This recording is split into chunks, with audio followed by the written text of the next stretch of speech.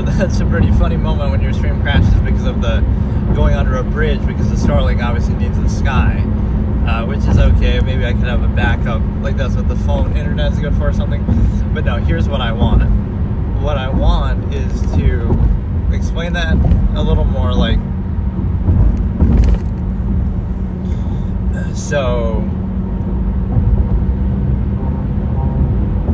you know, like, let's look at it more basically. You can be aware always in your life of the artifice of the nature of a process. It can serve a purpose, like everything. A language is made up, you know, just countries are just lines on a map. These are all like absolutist phrases I've used in the past, right? Like coined in short stories and stuff that I've written. Like that's how the world actually is. It's not even an opinion or something, or it doesn't make a claim or have any basis incentive behind it. It just is. Countries really are just lines on a map. Now we might well found them in, like, we have flags and we have traditions and we have whatever, we insist upon it, but it really isn't anything, right? There's no such thing as a country, even at least if you build a physical wall that seems to create a barrier, but like it's still, none of that is real, so we struggle to maintain it. And so this is part of like social discourse too, in the first place. Like a lot of social interaction, especially humor or even something we desire, is nothing more than taking a preconceived notion which we treat as absolute. Like, you know, let me think of an example. If you were like mispronounce a word or something and you'll laugh at it, but part of that is the cognitive dissonance of knowing, well, the word is just a random made up thing anyway that we associate a certain meaning to, but that word doesn't really exist or have any real meaning. Like it could be anything else, right? So that's really what you're observing, right? It's not that, oh, it's funny that this person mispronounced this word that we take for granted as absolute and treat as though it's a real objective thing, when really it's not. Like, right, language is arbitrary, interchangeable. So you're almost partly laughing, and part of that is the cognitive dissonance of realizing, well, the whole thing is artificial anyway, but we're insisting upon our artifice versus another form. Like, oh, you could mispronounce every word and it wouldn't really matter if people knew what you meant. Or like absolutist speak is similar to that, where I like you shorten all the words or something, that I would show that, right? It makes more sense in text is basically the way I would do it. Like even the way I would write, like, absolutist speak is ABSTSPK, like something that almost seems to make sense when you're typing. So it's like it expresses the same thing, serves the same purpose, but we value appearances because they're necessary to maintain the illusion of something, again, absolute. So it's an issue of the appearance. Like, oh, you broke the illusion that this thing is absolute by not adequately putting up performative aspects, appearances, right, all of that. But really, it's just that it isn't absolute. So like the unthinking minds of the masses would be like, well, they don't think too deeply about it though, so if you're convincing enough, people will take it as absolute. And now it comes down to, again, the contest of contrivance, which is like who can put up the best appearance or overcompensation or undue emphasis, who can put up the best performative aspects to overcompensate for this artificial process, right? And we sort of compete to see who can do that. Right, but either way, it's still artificial, right? The fact that that's necessary. It's like, oh, can you, so it's like, oh, you lack the ability to do that. Maybe you don't want to do that. Maybe you want people to be free of that.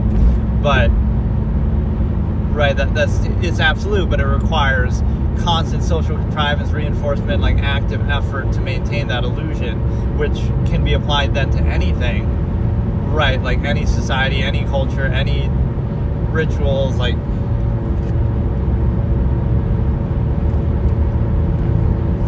so you realize kind of the arbitrary nature of it. But again, getting back to sort of the trick or the trap of it, what you have to understand is people will seek overcompensations for that, but they'll never address it. So they address the symptom basically, but not the disease. They're like, your life, that you don't question the real origin or basis point of it, like the unqualified empirical authority structure around you, your government, your society, your corporations, right, your whole way of life, you kind of take that for granted. You'll question things on the initial basis, like, oh, well, look, this thing's too expensive, or, on some surface level, but you're not really thinking about the big picture, nor would you do anything about it, or you'd feel like, oh, you can't do anything about it. But what you don't realize that you do is you actively self-create it. Everything you do goes towards contributing that. It's kind of like this mindless mass that's too comfortable that goes along with it. Like, however did we get to this point in society? Is because the previous generations or even current ones actively create their own oppressors in that way. Like, you know, you're the one who buys the technology that build, you know, products and phones and whatever that build up all these big companies, and then, you know, you're the one that's now going to be using AI or rewarding people who do, and then you'll wonder how you lost your job to AI. Or you're the one who's going to be using self-checkout at the grocery store, and then you'll wonder why you're out of a job. Like, so it's that convenience versus pretense, right? Oh, we value humans and social interaction and this and that. But if you give people the option, that's sometimes all it takes. It's almost like an insidious corruption element. All the devil would have to do is give you the freedom to do something, and then you would see how people would turn, right? Okay, give everybody a nuclear bomb, let's say. And you might say, I'm not saying to do that, but it's a thought experiment, like, and they can just launch it at will or whatever. Now you would see, like, oh, of course people are good and they wouldn't do that. But it really comes down to that. Like, no, there's a reason why we wouldn't allow that. So that means, like, you know, now the perception would change, right? Because sometimes, again, let me use another example. Like this, if you had the freedom to do anything, anytime, now all of a sudden, the specific, limited, narrow things that you do would not seem as valuable, or, you know, so that freedom is framed as a negative because it exposes the artifice of specifying something that is otherwise just an inherent thing. It's like, oh, you love your partner and they're the love of your life, and the, you know, it's love, it's meant to be. But,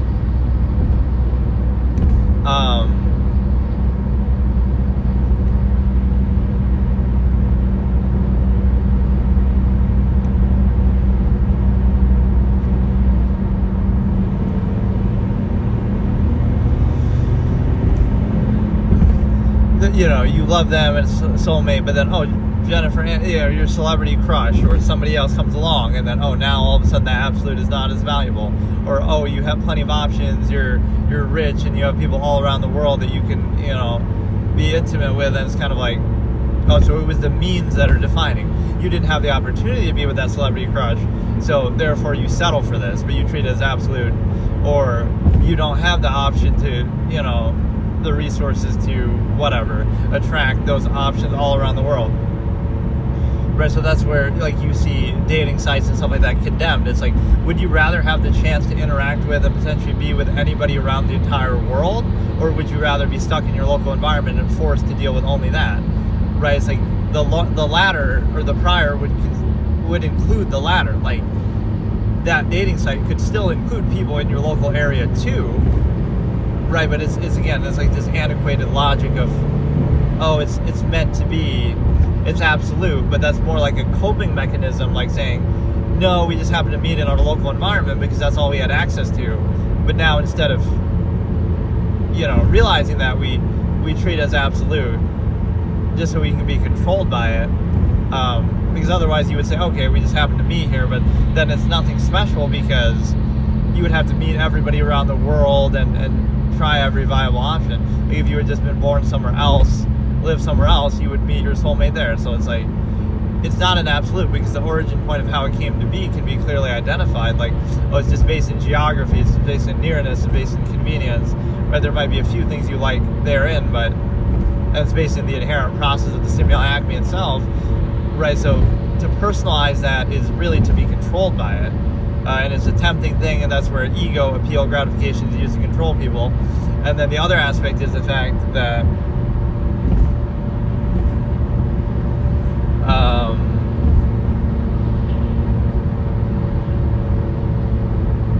again, getting back to the core point though, people would crave sort of addressing the symptom. Like, again, the life you live, you don't question the larger process, you treat it as absolute, and you might question things on a superficial surface level only, but you don't question the larger process at work or everything, or again, your whole lifestyle.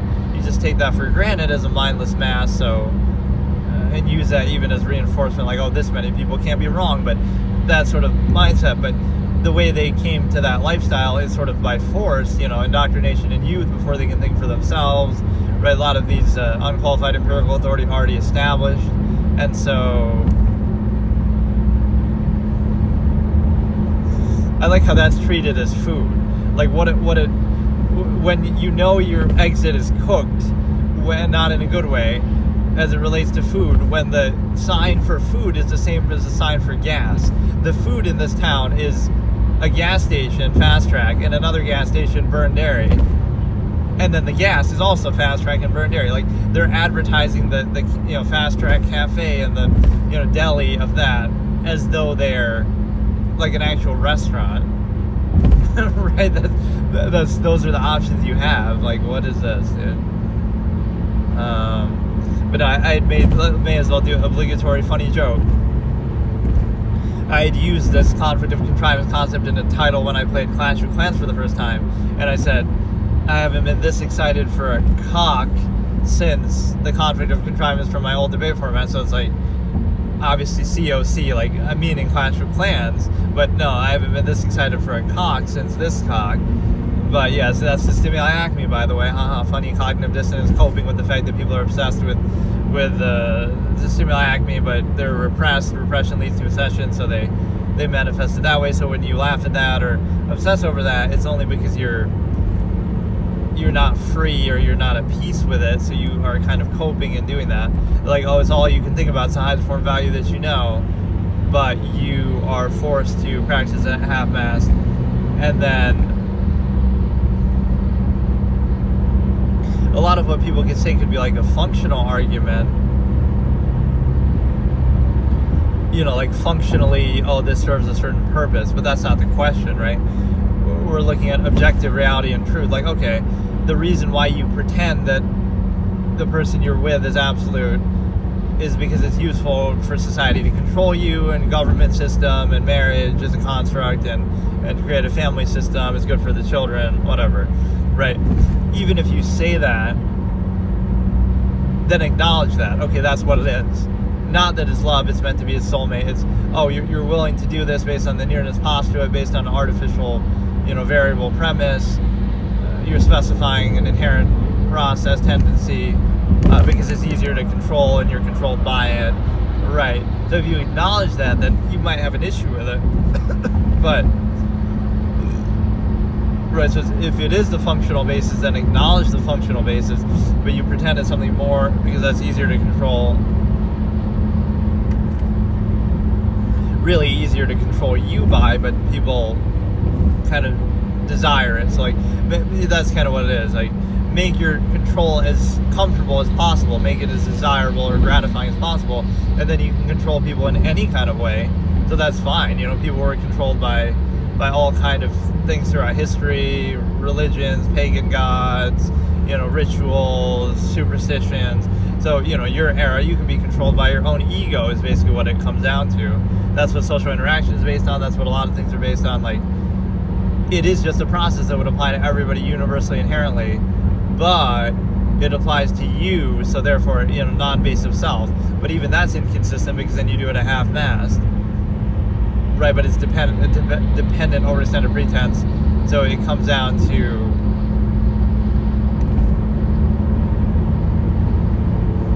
a similar element there. So basically it shows it's arbitrary, like there is no actual criteria or standard. It's inconsistent because, okay, it's non-basic self, and then you practice a half-mast, and then there's this constant conflict again of pretending it's one thing, but the reality is something else. Like, oh, you love the other person, but really, that love is dependent on the fact of the sexual pleasure, stimulus, etc. you get in return, even though you overextend it to other aspects of life because you're so obsessed with it, so controlled by it. So, you pretend, it's one thing, okay, you're willing to tolerate that for something in return, which is the effective reality, but you pretend, oh no, it's love, it's meant to be, you desire that. You're, again, an animal being trained and tamed, in that case, by their own base hedonistic instinct. That's a very good, effective way to control people in that sense. Like, you appeal to their own base interest, like, okay, that sexual, inherent hedonistic aspect, right? that's easy to control people, because now it's like, well, you're still being controlled, but at least here you desire it, so now you can be controlled by that, right? At least let's control you with something you desire, and let you kind of aspire to this false absolute that thereby you're kind of owned by. So that's kind of a good technique, right? The same thing like with bread and the circuses, zero-sum means, like that's what the modern era is, sort of this half-mass hedonism where it comes down to just non-basic self-interest. It comes down just to, overextended machination process, zero-sum means. It comes down to those kind of things, so there really is no deeper meaning or basis to it.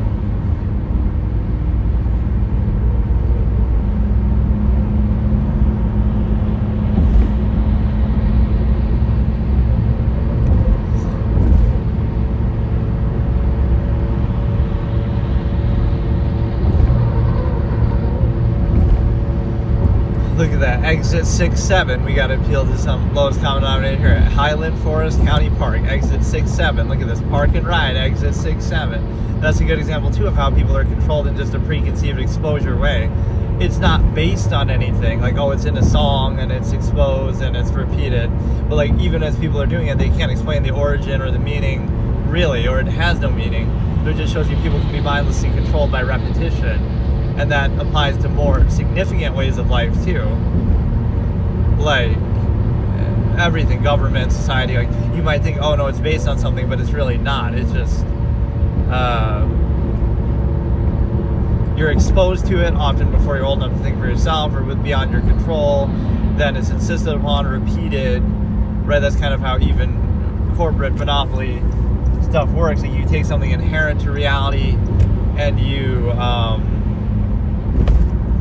specify it by often placing undue emphasis, or by often, again, if you just repeat it enough times, reinforce it, create a good appearance around it, that somehow validates it. But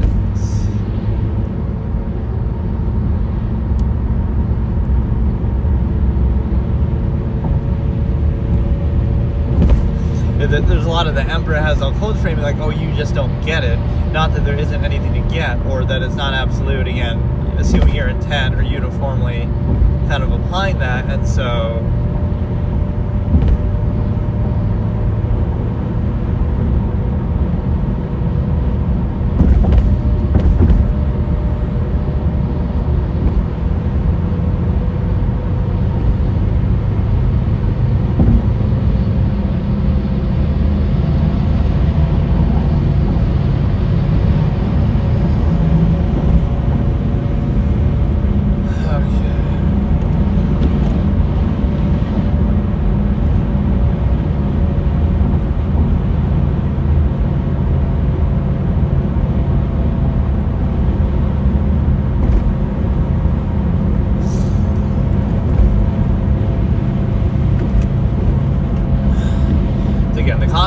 Contrivance is struggling with the fact that you're pretending something is absolute, or coping with a state that proclaims to be absolute, but then seeing the holes in it. So how do you cope with that? Like, again, this is addressing the symptom, not the disease. So the ordinary person would be taken in and tricked by this.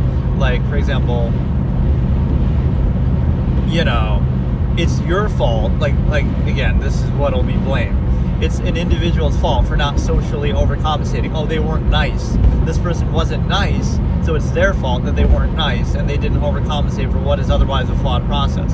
So if they let the reality speak for itself, is the process sound or not?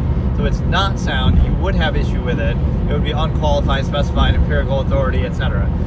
You do have issue with the process, but it's conditional based on, well, if you socially overcompensate or distract from it, then we do this little ego appeal, human bypass critical thinking, and that makes it okay. So the same person, by the same standard, by the same measure, would have issue with it if it wasn't for that. So you're not addressing the process, you're kind of overcompensating and covering up for it. Same thing is true with appearances, like, well, as long as it appears good on the surface, you won't think about it. So that validates it. So it assumes an unthinking mass instead of, well, you would have issue with it, but you just don't think deeply enough to see that issue. So again, the issue is the appearance, not the reality. This appears good on the surface, so therefore it's good, whatever it is, so it's good. This appears bad on the surface, therefore it's bad. even if the same thing, the same process is taking place underneath, right? One of them presents itself better than the other. It's like you're basically just acknowledging that you're a mindless sheep. If they dress it up real good, it's good because you won't think any deeper. If it has cracks in it, it's kind of a, again, not the perfect appearance. Then you notice. Now it makes you aware, selective awareness. Right? So, now that's bad just because it makes you aware, even if it's the exact same thing, or even if it's the opposite. Maybe the appearance isn't as good because it doesn't need to be, because you can let reality speak for itself, or, right, whereas the other one has something to hide. So the best appearance has something to cover up. The one that's actually doesn't have anything to cover up doesn't appear as good. And so,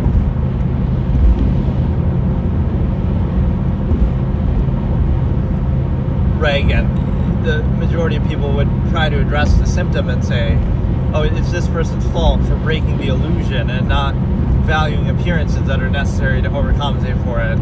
Or this person isn't socially overcompensating in a positive way for this flawed process or this neutral process that would otherwise not validate being specified. They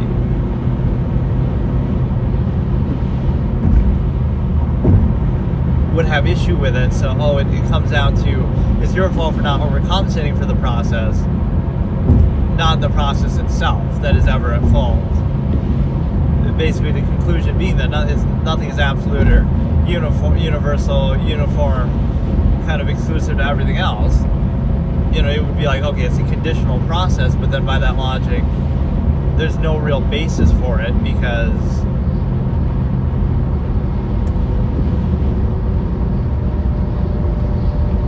right, like the same thing could exist anywhere else. It's just part of nature. It's just inherent reaction.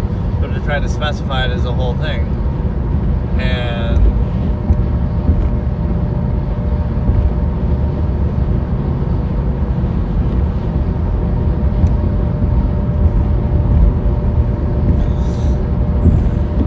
so yeah, that's what happens. Is that, again, people want those overcompensation, or they need to drink or smoke or do drugs, or, again, entertainment, escapism. All those things hurt their credibility, because like they're supposed to be, taken seriously, or they're actively self-creating the contrivance state that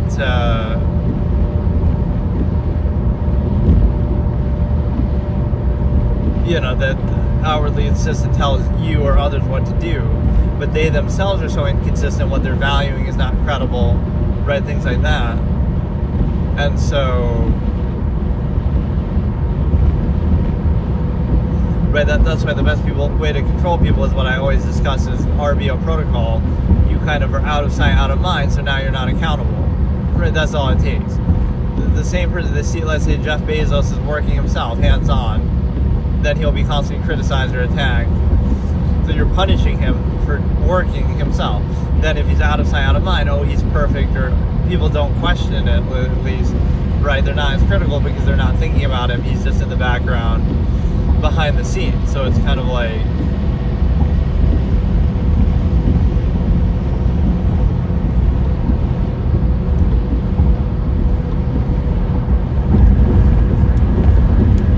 right, that initial basis is very strong of like, that's what people react to, because they're not able. So you can be aware of the nature of the process. Behind closed doors, this person could be doing anything, and but it's not accountable because it's not obvious to you.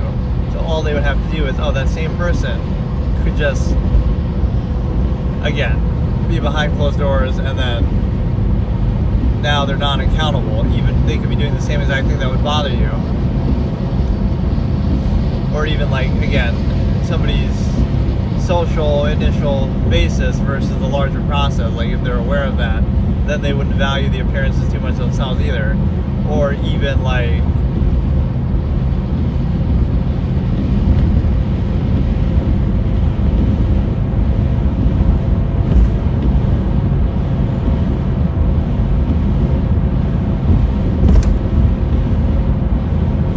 right, so that they have bad performative aspect, social element, but then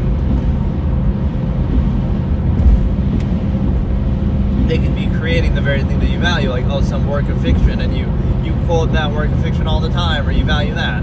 So the same person who you would condemn in the initial, in the larger process you would value. So like, it's sort of like this contest of, oh, how much can we do without thinking or without trying, as if that's desirable, versus putting that as a priority. No, we should always be thinking, we should always be trying, like having a higher standard. But again, it assumes this false absolute half default state, non-base of self, half zero-sum means, but even that's not a true default, because everything is outward, everything is just taken for granted. But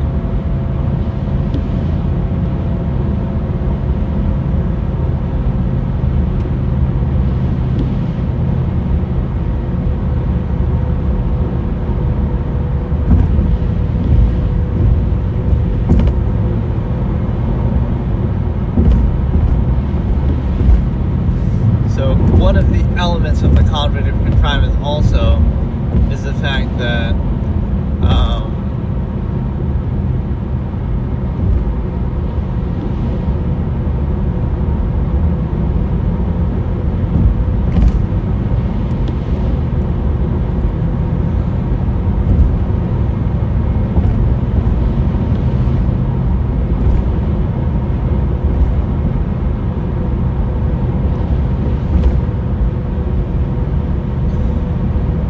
again, it's something that's posed as absolute, so you have all those compensations, so it would sort of indicate the same thing. You would say, again, your lifestyle, your way of life is absolute and unquestionable, so you don't question the basis of it, you just react to the specifics.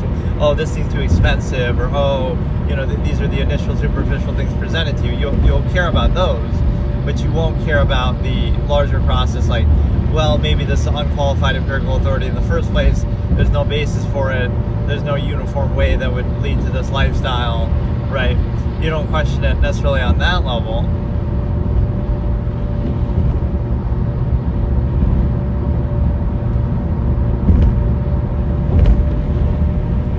It's like the overcompensations of a contrivance state do not validate that contrivance state.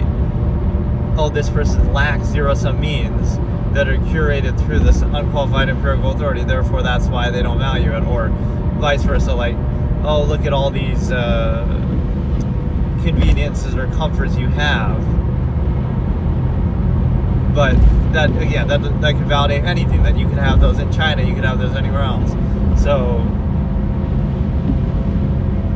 or you might not desire them, you might not care about them, you might be at peace, minimalism, etc. But and it kind of makes you wonder, like, so parents have children and preserve the simulacrum, but in a subversive state where, oh, now those children are going to have to struggle through something or do the same thing. It's like, that's fine, but at what point are you getting to an end goal? Like, we're trying to remove the need for this process, or, be free of it, instead of, oh, let's always reinforce it and preserve it, actively self-created, right? It's a net negative, because everything is self-created by people in the end, and then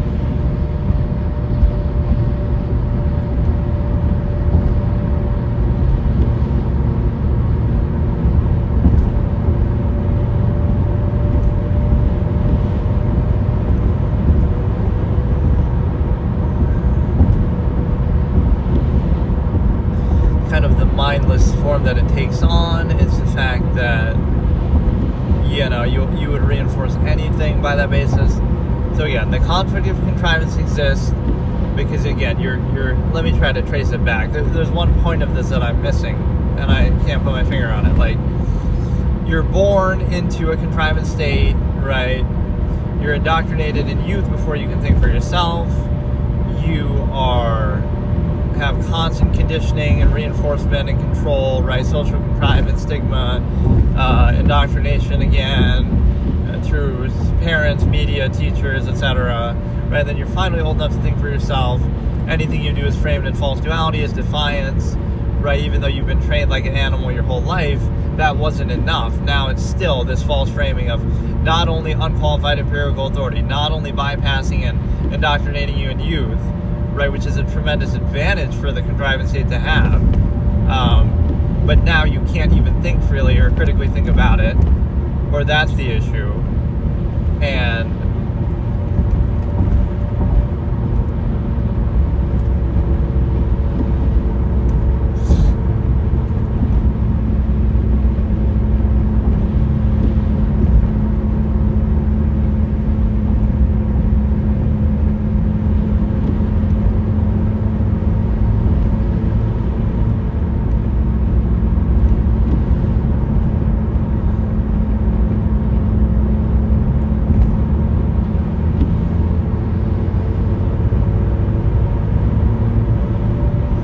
but it's also a situation where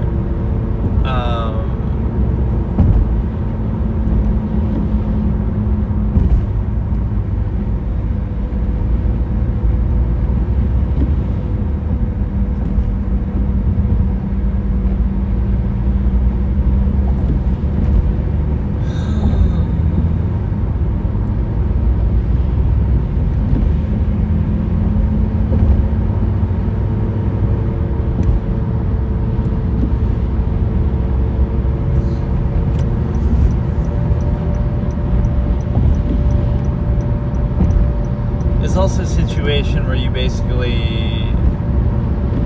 again, you're exposed to all those things, but then, again, as a trained animal, you indoctrinate, you reinforce them.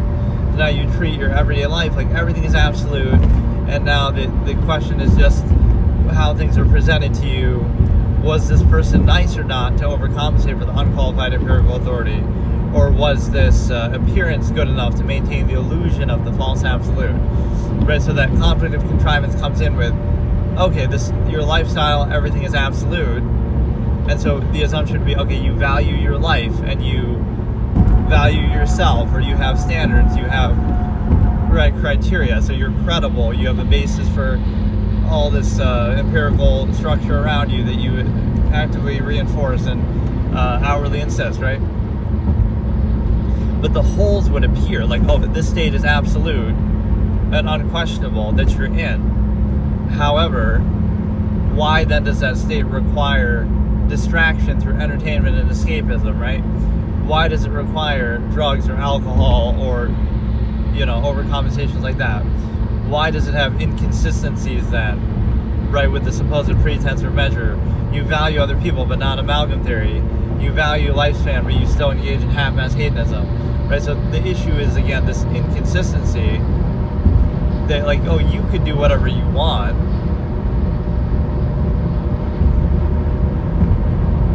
You could do whatever you want, but you wouldn't have any basis to outwardly insist, or it has no credibility. It's just arbitrary, and you're just reacting to all this unqualified empirical authority kind of foist upon you, which again assumes even your intent. You could try to rationalize by the result, but that's also arbitrary. Like, there's no actual inherent basis to it. You just kind of concede to a non-value subversive state as though it's absolute.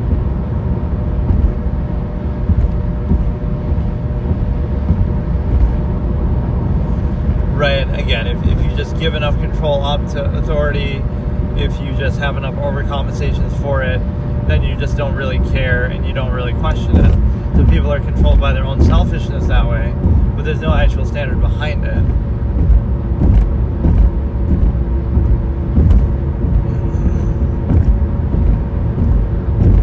Let me try to explain it like one more time, just that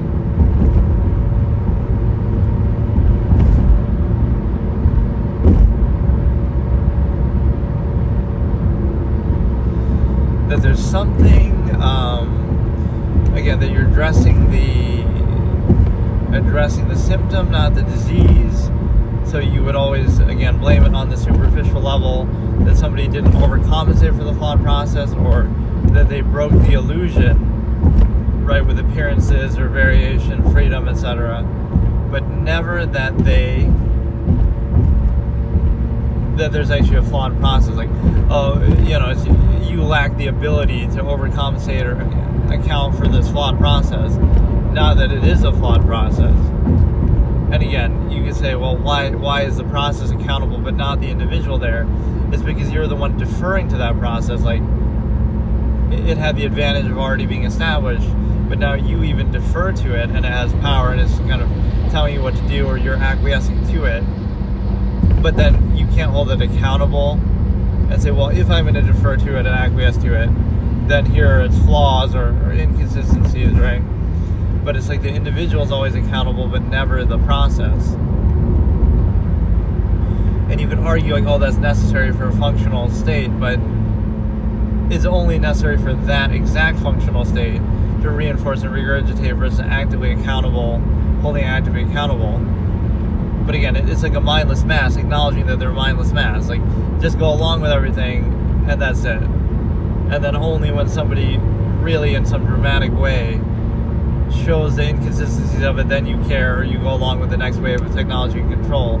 So technology and zero-sum means and all this is not used to free people and allow them to think freely and self-actualize. It's used actually to control them all the more, or again, just serve as that overcompensation. Like, technology and relative comforts, bread and circuses, all that, none of that actually answers anything or validates anything. It just helps to overcompensate for it. Right, so we have better bread and circuses now than Rome did, so we're satisfied. But not only does that not validate anything, it almost might do the opposite, like it starts to overcompensate for it more, so it can be a more flawed or inconsistent process, cognitive dissonance inducing, not absolute exclusionary to everything else. So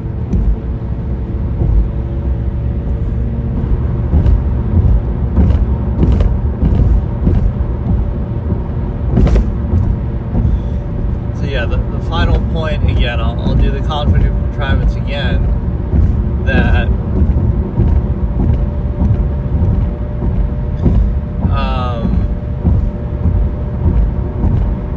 it would be that you would pose or treat your lifestyle as absolute, but then it would still have holes in the observable practice of your everyday life that show, well, your life is absolute, but how come it requires all these overcompensations then?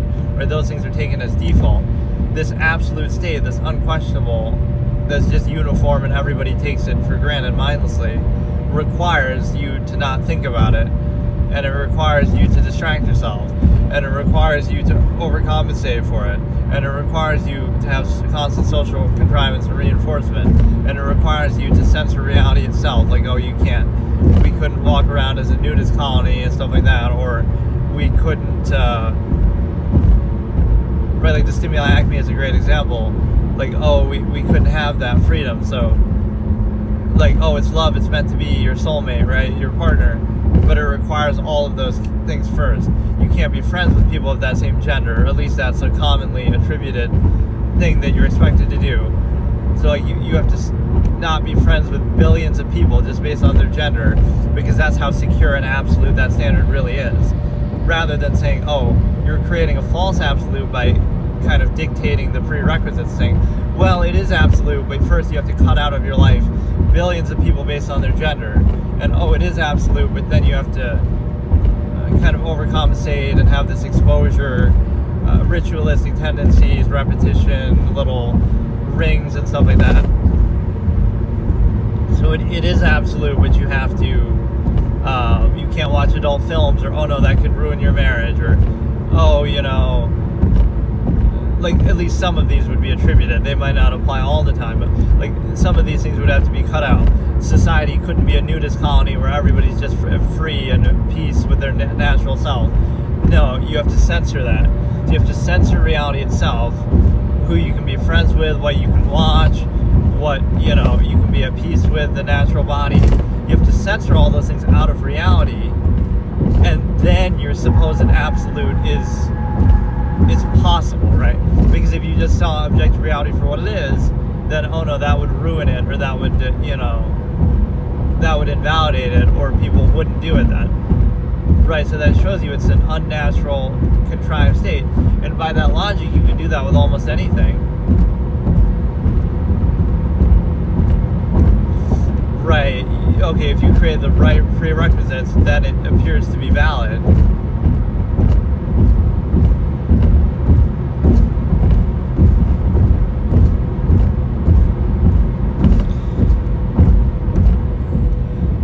again, the point being that you indicate in observable practice the flaws or inconsistencies of that process. It's absolute, but it requires all these things that would kill your credibility, first of all, in claiming it's absolute, and would indicate, again, that they're necessary, would show it's not absolute, and that could be interchangeable and apply to almost any process then.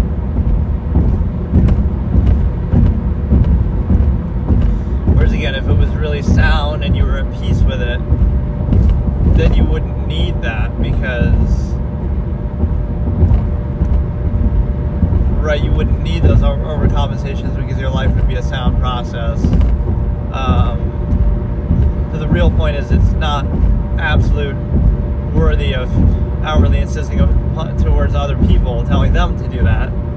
You don't have the credibility to do that in your subversive state, right, with all those overcompensations and inconsistencies. So you could do it, but you can't tell others or expect others to do it, or even that you would probably think rationally then and realize there's plenty of other things you could do that would be equally valid or equally inconsistent, like, no more or less arbitrary. So it's not really even within your choice or control. So that's what the absolutist objective basis would value more than Bread and Circus' overcompensation physical state, would be the objective, rational basis, sound process. But again, a selfish mass of mindless sheep would value that more, like, okay, we care more about our overcompensation for the flawed process than the flawed process. But you would be basically removing the need. Okay, now you don't need these overcompensations because the only reason why you desired them was because of the flawed process in the first place. So you're controlled by the half inherent, like the half mass practice of some inherent natural thing that would just exist in nature. So like, take the stimuli acme, and you're going to specify to one person and be controlled by that, whereas naturally it's just a process that could exist freely, fully, variably with various people, anybody. Like, it wouldn't be the same thing as being controlled by it, or like you wouldn't be able to be controlled by it. So then you have the fallacy, like everything being specified, that like everything is an ego and specified versus standard inherent thing. So again, there's really no basis for a specific contrivance state, and this origin would indicate this as well.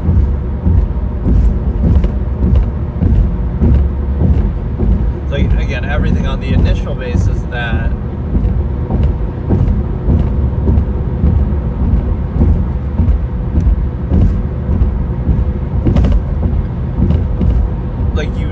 deep down it's not absolute, but you still treat it as though it is anyway, or you still live by it because you're practically forced to, but rather than thinking or doing some variable thing, or rather than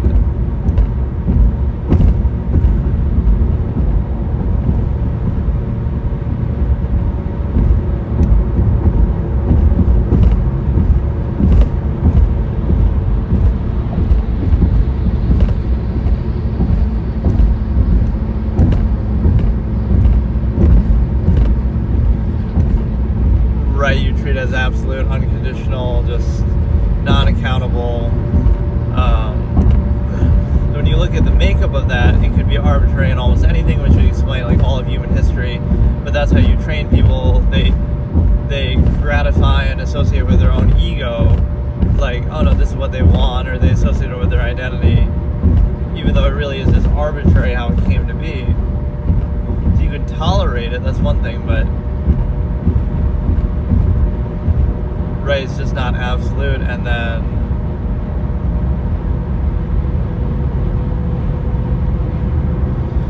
so let me try to explain it once more.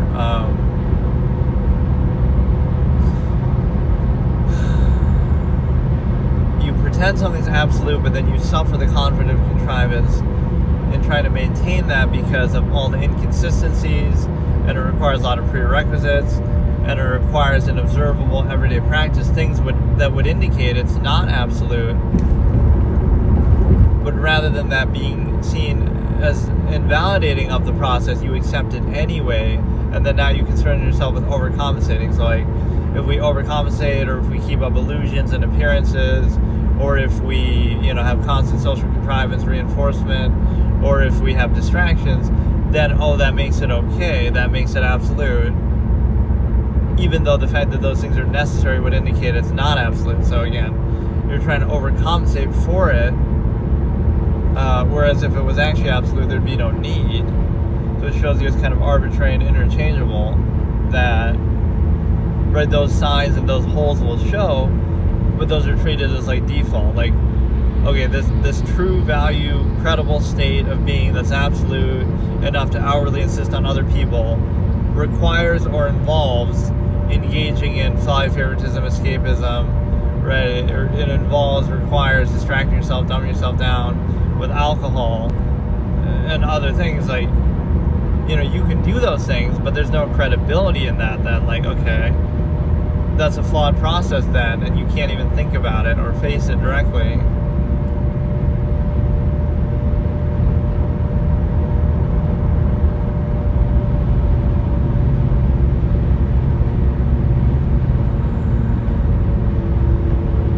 Really, so again, the same people who wouldn't be thinking and who actively prevent thought, censor thought, reality itself, they're not at peace with their own state, but they would self-create and uphold a contrivance state that tells you and others what to do.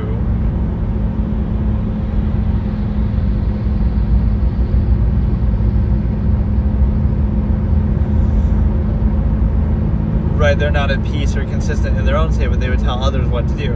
Whereas, like what I'm doing here, it's not only not telling people what to do, but it's objectively observing what is done. Like, so it would free you to do whatever you want, basically, but that's somehow negative.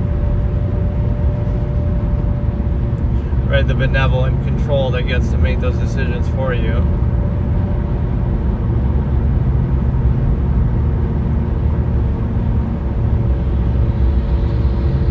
If you pay enough attention, you'll realize, wait a second, the fact that you have to do all those things